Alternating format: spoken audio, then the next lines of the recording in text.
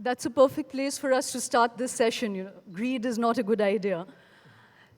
Across the world, across 80 countries, this "We Are the 99% movement, what began as the Occupy Wall Street movement and has become Occupy the World movement, is something that may not be driven by any political thought. It may not have any solutions, but it is a frustration, a global frustration that we cannot underestimate and whose authenticity we cannot discard. Some years ago, in fact, this last decade, there's been a lot of euphoria about globalization, its possibilities.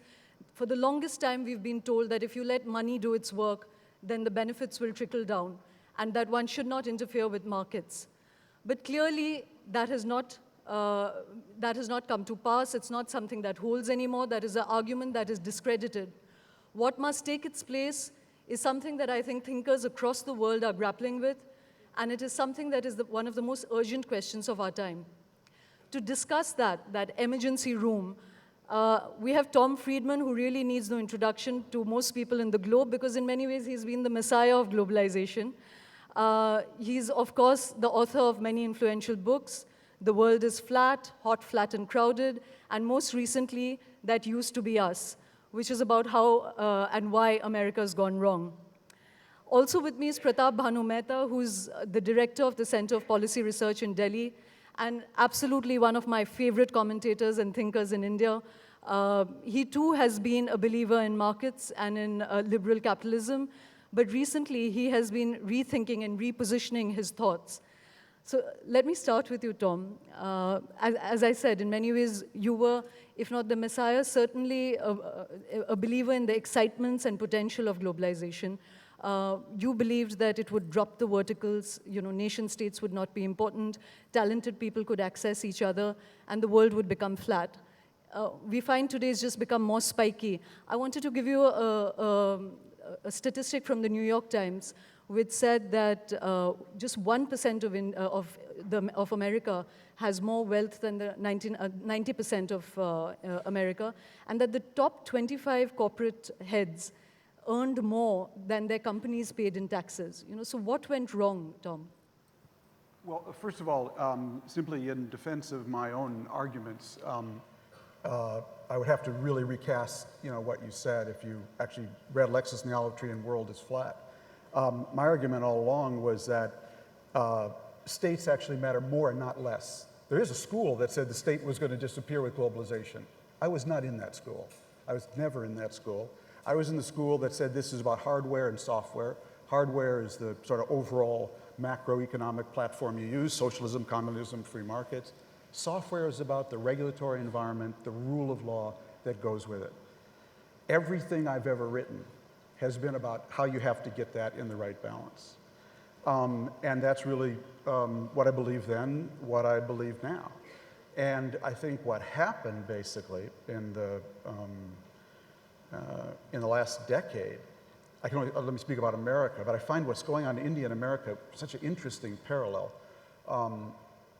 was that basically our financial system grew so large, partly because it was able to tap into massive pools of global savings from China and elsewhere that was looking for higher returns. And it morphed into something that the Indian economist Jagdish Bhagwati said that I really like. Markets are really designed, or were designed to do and promote and fund creative destruction, the creation of new companies replacing old companies. And what happened on Wall Street was that it really morphed into destructive creation. That basically the financial system, in pursuit of higher returns, went into the business of betting on whether Lindy's sold more cheesecake than strudel, in a sense. And the returns that were built up from that became so large that it eventually corrupted our political system. I've written this, so I'm not saying anything I haven't written already, that our Congress today has really become a forum for legalized bribery.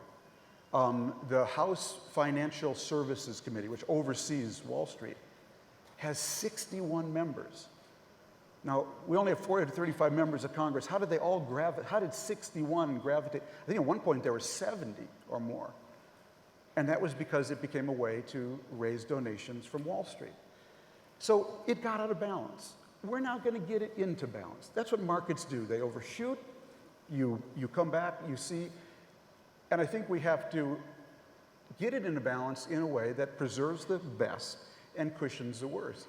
Again, I'm all called the messiah of globalization. All I was writing about it. I was excited about its potential. I was also the first person to write about the backlash of globalization. I've always been keenly aware it has its upsides and its downsides. You have to cushion the worst, and you have to try to nurture the best. That's what government is there for. But I promise you, I didn't do this, okay? It was technologies that came together. I wrote about it. I found it fascinating. There's things that excited me about it, things that frightened me about it. But I find that it's very interesting on the subject of globalization. If you say anything positive about it, you're suddenly the messiah. If you say anything negative about it, we should just get rid of it, you're a realist. So there's a certain kind of cockamamie, side of this discussion that I think we should get it into balance. Tom, if one had really believed that you created this mess, then we wouldn't be inviting you into the emergency room. Bless your heart. But you're still the doctor that we're asking for the diagnosis. I appreciate that. Pratap, I was just reading that there are two very interesting theories that have come up about this new phenomenon, There is what Paul Gilding has called, and Tom has written about that, the great disruption. People who believe that this is not just a passing phase, it's not the pendulum of the markets, but it is really a rupture in the world as we have known it, that it is ecologically and economically unsustainable to go with the kind of profit-based capitalism that has been the norm, And then there is another theory, which is of the big shift by John Hagel, which, again, Tom's written about, which says that this is a new phase, and that if you get more innovative and more talented, basically the loss of jobs is because of bad attitude, and people need to pull their socks up and gear themselves for a braver new world, Which do you think, Pratap, is the correct theory, or do you have a third theory about it? I think one of the great lessons of this crisis is that we should be very careful about theories. I think this is the first crisis that was actually caused by intellectual complicity, not just crony capitalism. And if one were to characterize what that intellectual complicity was, it was basically to take a model and convert it into an invariant law. The first thing about a model is it's true only under certain conditions. You have to be intellectually, from a policy perspective, very sensitive to how those conditions are changing. And I think the beauty of Keynesianism, in a sense, is not the stuff about monetary expansion. It's Keynes always said the ceteris paribus clause is the most important part of a model. So I think the question we need to think through is not the model, the theory is what are the conditions we are confronting now, and how might those conditions change, and what will be appropriate to those conditions. So in that context, just two or three things. One, I think we have to be careful about characterizing what the it is here. As we know, markets have also come in very different varieties. They've been regulated differently, even in the United States. 15, 20 years ago, intellectual property rights had a different structure. Financial markets had a different structure. So there have been different kinds of, at least modes of regulation of market. And I don't think there's any reason to suppose that in a sense this will require giving up markets. What it will require is, of course, a radical rethinking of some of the current organizational forms.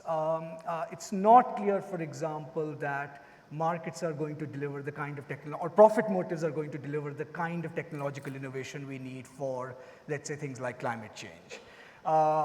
It's not clear, for example, that the intellectual property rights revolution has always promoted innovation in fields like pharma. It has in some places, not in others. So there will be a rethink about those organizational forms. The second, element, which I think is the real heart of the matter, is capitalism and democracy go together only up to the point that there is some story you tell about how that capitalist structure is in some senses fair or getting fairer. And there have been three essential elements to that fairness, which is I think what we need to focus on. First is the issue of inequality. I mean, I think that the conventional wisdom that it's not inequality per se, it's inequality of particular kinds, inequality that is deemed inherently unfair, gone through illicit means, that's objectionable. The second was that the creative destruction is genuinely innovative in the kinds of products it emerges. And the third and the most important, which I think Tom hinted at, is a liberal society is premised upon what Michael Walzer once called the art of separation. The social contract as you can make money, but you cannot have that distort other aspects of human existence and processes.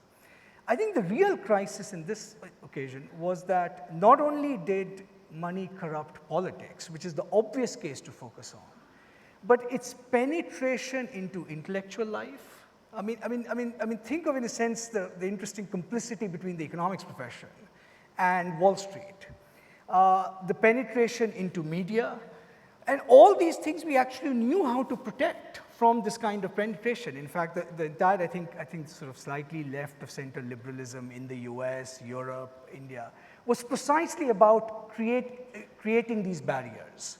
And I think the focus will have to reshift back to that market, but market in its place.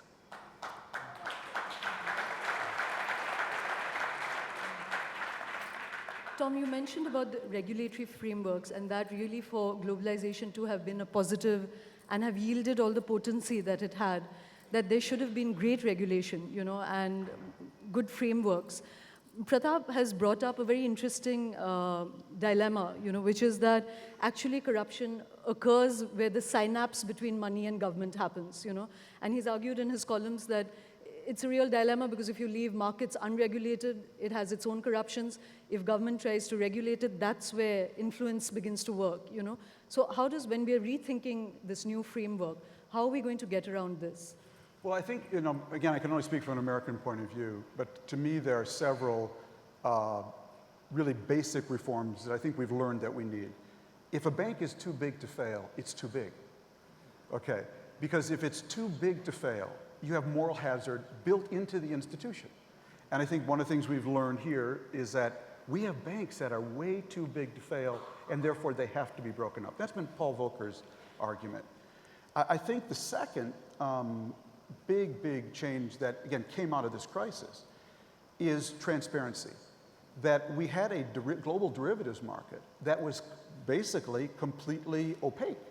So no one could see that one insurance company, AIG, had built up trillions of dollars of basically a risk that was vulnerable to any shift in the market and could, again, destabilize the whole system.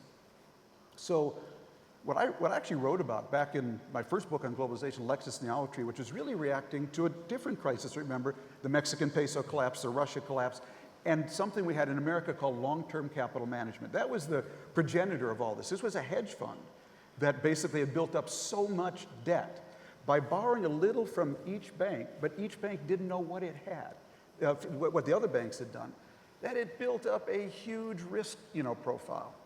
And so to me, what you learn from this is that you have to control leverage. Leverage is basically what creates, takes something from a tactical situation to a nuclear situation, melt down the whole system. And the other is transparency. Now, why was there no transparency in the derivatives market? Because it created arbitrage opportunities for the bankers who dealt there. And so these are the two things that I think I would like to see the biggest changes. What is so distressing to me, and this is what I've been writing about, is that the financial industry in America, which has amassed so much capital between 1990 and 2010, I wrote about this the other week, the financial services industry paid in donations, political donations, $2.3 billion to the Republican and Democratic parties, which was more than the transportation industry, the energy industry, the healthcare industry, and the defense industry combined. That's how big this got. And what is distressing now, it's still so big that we had this Dodd-Frank legislation. We can't get it through. And they have not stepped back and said, wait a minute, we just dodged the biggest bullet in our lives, okay? they are fighting this tooth and nail. And I think that's one of the things that actually produced Occupy Wall Street. It was like, what is it you don't get? You almost blew up the world, and now you're fighting tooth and nail against these reforms. I think that's the real sense of anger out there at this industry. Pratap, before I come back to you, Tom, there's just one other question, because you've talked about big, you know. Yeah. In many ways, that's been an American sort of anthem, you know, large, free. Yeah. And you've also written recently that America's finding it difficult to swim in a world that has a Made in America tag, you know. And yet you said that although India and China are doing well, that it's not really lessons from India and China that you need, but to go back to the history of America. Yes. So can you talk us through a little bit about this idea of American exceptionalism? Yeah. You know, what are these qualities that you have faith in? Yeah. So, you know, our new book, which I wrote with a friend of mine, Michael Mandelbaum, from Johns Hopkins, is called That Used to Be Us. And people ask, the first question always is does it have a happy ending? And we tell them it does. We just don't know whether it's fiction or nonfiction. That's what we're wrestling with. So, but the reason this book has a forward-looking theme but a backward-looking title, That Used to Be Us, is because what we argue is that America basically had a formula for success, that we got to where we got as a country because we actually had a formula that goes back to our founding fathers, to Hamilton and to Lincoln. And it's built on 5 principles, and maybe these apply also to India. One was educate your people up to and beyond whatever the level of technology is so they can get the most out of it, whether it was the cotton gin or the supercomputer. So first we had universal primary education, then universal secondary education for the Industrial Revolution, and then post-secondary education, which we haven't made universal, and I think that's something we have to talk about. Second was have the world's best infrastructure, roads, airports, telecom, to enhance and enable commerce. Third was have the world's most open immigration policy to attract the most dynamic and energetic immigrants where they would go to Silicon Valley and other places and start 30% of the new companies every year. Fourth was have the best rules to incentivize risk-taking and prevent recklessness. And the last was have the most government-funded research to push out the boundaries of science and technology so innovators and entrepreneurs could pluck them off and start new industries. That was actually our 5-part formula for success.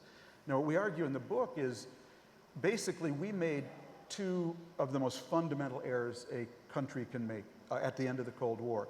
The first was we misread our environment, which is the most dangerous thing a species can do.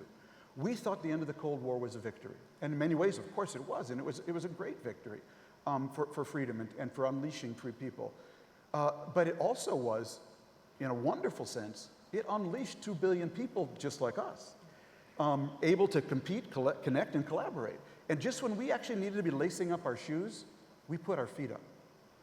Then we compounded it in the second decade of the first decade of the 21st century after 9/11 by spending a whole decade tragically, maybe necessarily, who knows, historians will decide, chasing the losers from globalization, called Al-Qaeda and the Taliban, rather than the winners, called India, China, Brazil, and the others. So we really dug ourselves into a deep hole. Now, so then if you look at those 5 parts of that formula for success, you know, what do you see today? Education. Well, we've really fallen down the global, you know, in our biggest cities, we have 50% dropout rates, okay, from high school.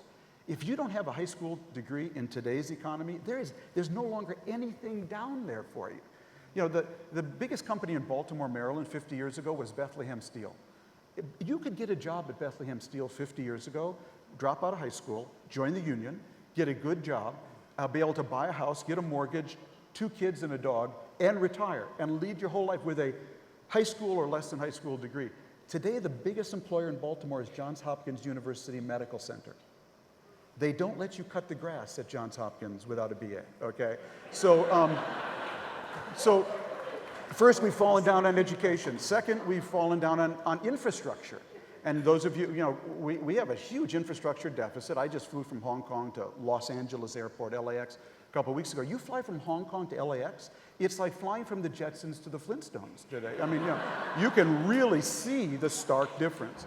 Third, on immigration, I mean, I'd love all of you to come to America, okay? Unfortunately, if you've been watching our Republican debates, It's basically a debate over who can build more electric fences to keep Mexicans out. You know, so the whole sign we're putting up on the country is, go away.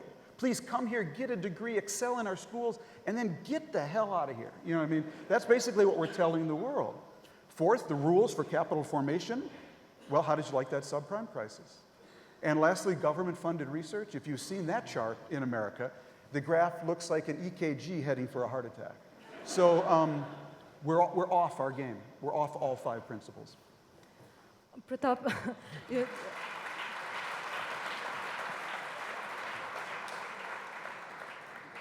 you know, Tom's been talking about America, but in India, we are all feeling the same rumbles. You know, could you run us through a similar diagnosis of what's wrong with India?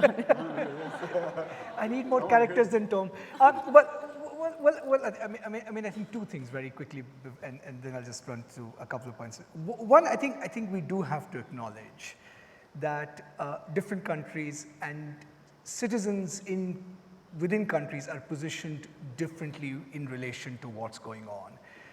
And I think in India you have both processes simultaneously, which are there are millions who are clamoring to join capitalism, as there are millions who are actually disenchanted with it because at least they see the destructive aspect it's taken.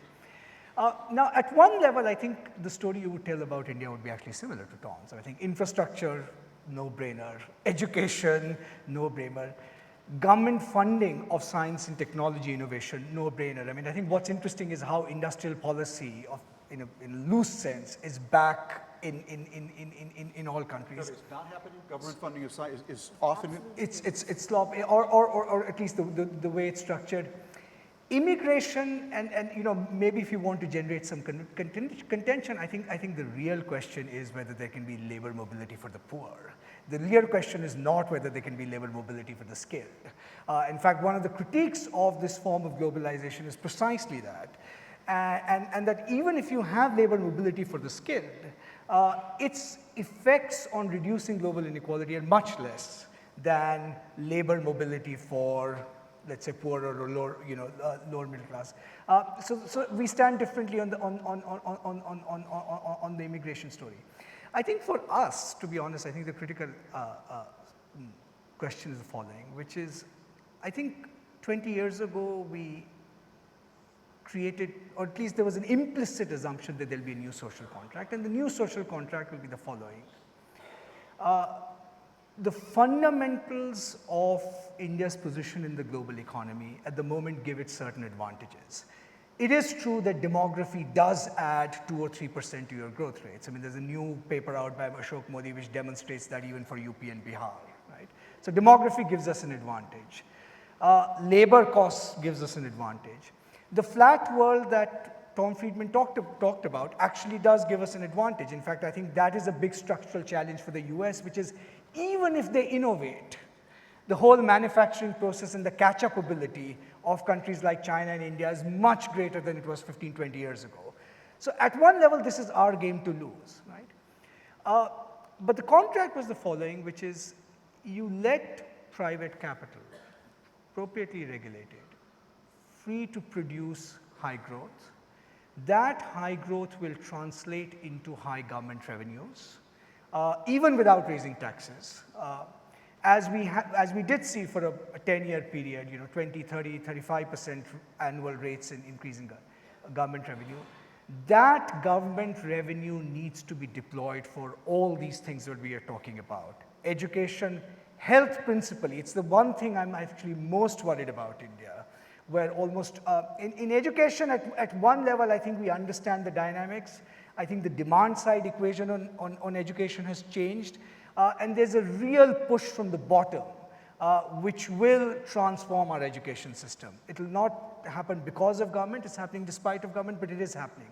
I think health, if you look at morbidity figures, malnutrition figures, I think that is I think the one issue, public health, which we really are lagging behind. And that's actually fixable, it doesn't take that much.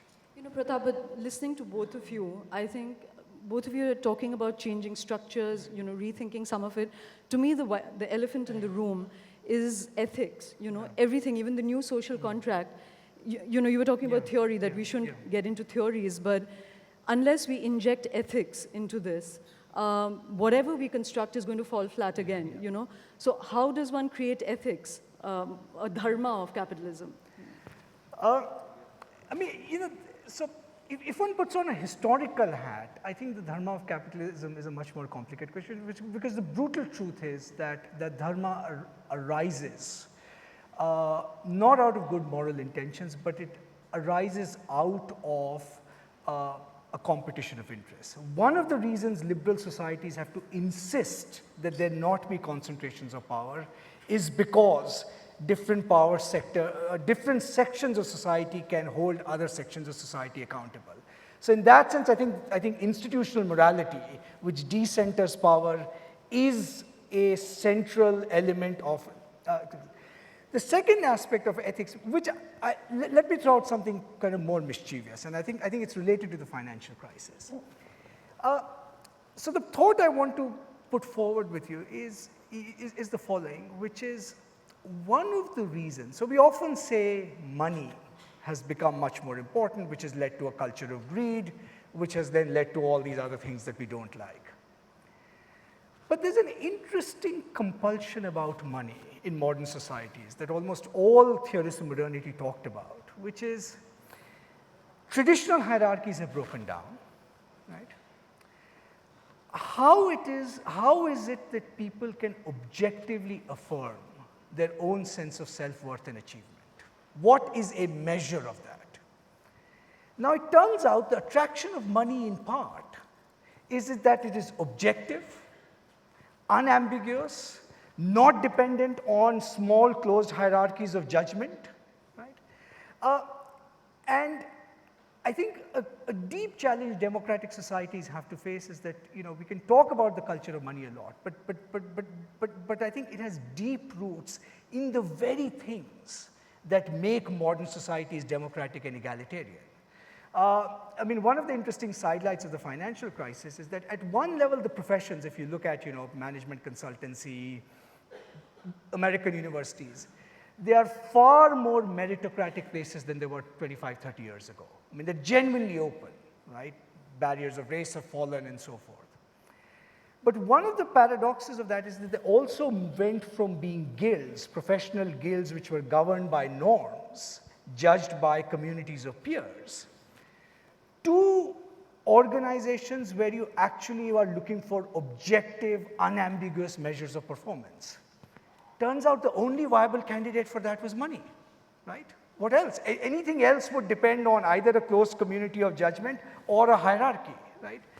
So I think democratic societies, we have to think harder about the very things that make democracy and equality exciting actually produce these pathologies. I think the greed part of the story is the easy part of the story, right? I remember asking one top sort of lawyer in Delhi, or it's part of a research into the legal profession, about sort of lawyers' fees and how much they earned and so forth. And he turned to me and said, look, for him, his fees was the only true measure of how well he had done, not for the money, but it was the only objective measure of how society valued him. And that, I think, is the problem we need to focus on. How do we come up with other measures that honor the egalitarian and open spirit of liberal democracies, right? And yet don't degenerate into a single point agenda.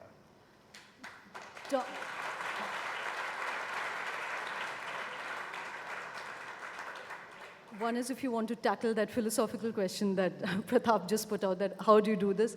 And a second question, Tom, is that what we are not discussing is that money as we know it today, corporations, the capital project, has built itself on the backs of the poor. There is a resource capture, a reliance on very poor labor markets. China, India, they're doing well. You can't compete with, America is facing a disadvantage because there are poorer and poorer people willing to do it cheaper and cheaper, So there is an intrinsic inequality in the way capitalism accumulates wealth, And to me, I feel this is a challenge now to rethink. We've been told that industry is the only answer, urbanization is the only answer. You've spoken about the fact that reliance on toxic oil, the climate change debate, all of that are really things which are also factors in why capitalism is in a crisis, So is it, in India, for instance, can we really generate, Pawan Sukhdev is coming tomorrow, and he said something that really stuck in my mind. He said, can we really generate jobs, 350 million people making Jaguar cars, Is that the way that we're going to go? I think the emphasis has to be on agriculture, on preserving nature, in green technologies. We're not discussing that, so could you address that? Let me try to talk about both the values point to pick up and then on your question. So 1999, I wrote Lexus Theology, and one day I was home and someone had sent me a bunch of books to sign, and delivery man came and he put them on the kitchen table, probably 100, and I said, why don't you just wait here, while we're doing it. So he picked up the book. It's called Lexus Theology, and he was African American. He said, so the Lexus, that's like technology, right? And he said, the olive tree, that's like a values, right? I said, yeah, you got it. He said, where does God fit in?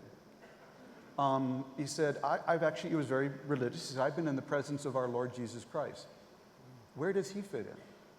And I will tell you, over the years, I've been struck at how many people have asked me, is God in cyberspace? And it's a sort of an interesting question. And I think that, in the Jewish tradition, which I come out of, there's sort of two views of God. One is that he's this very active agent, sort of biblical view. He smites evil and he rewards good. He intervenes in the world. And then there's a post-biblical view of God, which says basically God is only present by what you do. So if you want God to be in cyberspace, you have to bring him there by how you behave there. Because cyberspace is this really open system. So I will confess something to you. I talk the talk of globalization, but I actually don't walk the walk, okay? I'm a late adopter of everything, okay? From cell phones to Twitter to Facebook to all those things. And the reason is because I've always felt this globalization system, the internet, cyberspace, these are systems that allow us to interact totally nakedly. There are no filters. There's no editor, no libel lawyer, no parents. And therefore, it actually demands much more of the old-fashioned stuff. You can't be there when your kids are on the net. You can't be there when your citizens are on the net. So all that will protect you is what you build into your citizens, values, in order to interact nakedly in the world. So it's actually that old-fashioned stuff that you get from church, temple, synagogue, mosque, parents, good teachers, role models. Actually, all that old-fashioned stuff matters so much more in this world. And it's all the stuff you cannot download. You have to upload it the old-fashioned way, okay, with teachers and parents and whatnot. So that's what we've gotten away from. Now, on your second question, let me try to rephrase it a little bit, because to me the argument here is we have to be really careful that we don't take this to another extreme, okay? This is all terrible, it's all bad, let's just junk the system. I wrote a column a couple weeks ago in which I pointed out there are actually two revolutions going on in America right now, and they're related. One is on Wall Street, really important, people expressing a sense of sort of just core injustice with what's going on there. But there's actually another revolution that's been going on in Silicon Valley. And these two are related, basically.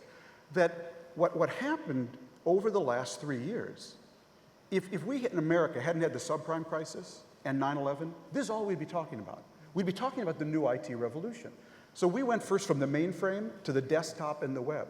We've just gone from desktop and web to a whole new revolution of social media, Facebook, the Twitters, mobile, wireless connected smart devices, social, mobile, and cloud. Now there's this cloud up there that suddenly allows you and me, any individual, to access the same tools on an hourly basis of Google. Now you put social, mobile, and cloud together, you actually have a hugely transformative revolution going on. So I just came from New Delhi. I spent my time in the garages of South Delhi talking to Indian innovators who are starting companies overnight to solve Indian problems. I wrote about one that's invented a machine to cure to test for blindness. Another that's got a system for how to connect with farmers on exactly where to plant, when to plant, what weather conditions, et cetera. Do not lose sight of these. These are hugely empowering tools for the very people you're talking about. And I think there's a real danger that we lose sight of that. Now, so what do I think is going on, just really quickly, is that what this new revolution is doing is taking the world from connected to hyper-connected. And that accounts for, in a way, so many things that are going on. On the one hand, it creates more stress for the average worker. I tell my girls, I got to find a job when I graduated from college. You're going to have to invent a job. Okay, that's really, it's creating a whole new level of stress for workers. At the same time, through Twitter and Facebook, it's giving them whole new ways to express that stress and to organize about it. At the same time, this system creates huge income gaps, because if you have the skills now to reach a global market, the returns are fantastic. And at the same time, it's creating the opportunity for new people to start companies overnight. What's happened, I think, is that this revolution has gone so much faster than the ability of education and government to keep up with it. So it's leapt ahead, and we're now wrestling with that transition. This is sheer serendipity, Tom, because I have a pretty embarrassing admission to make myself, which is that this morning, strangely, it's exactly the same thought that came into my mind. I was just thinking about the morning session with Hari and Shashi. And I was thinking that this social media and the internet and this entire technological connectivity is almost a kind of divine force. It's like the planet forcing change, transparency.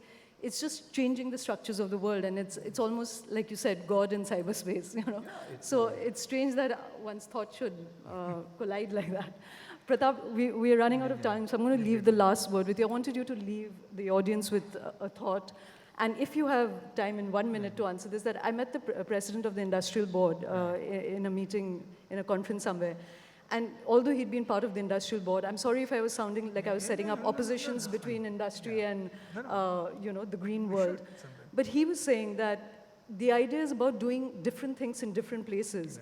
Rather than bringing industry to high green agricultural areas, take industry to places that need industry, and then build up agro industries or agro-based things where there is a lot of greenery and fertility, So can you just talk about that and leave us with the last thought? No. I think you hit the nail on the head.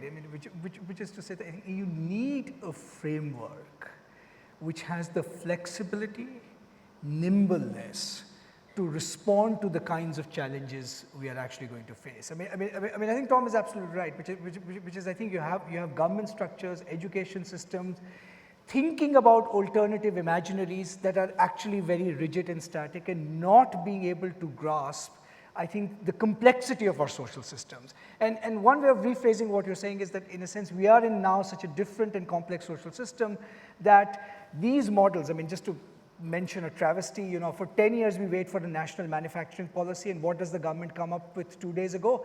Another policy on huge industrial enclaves. This is the kind of rigidity we actually need to get over. Thank you so much for listening in. Thank you, Tom. Thank you, Pratap.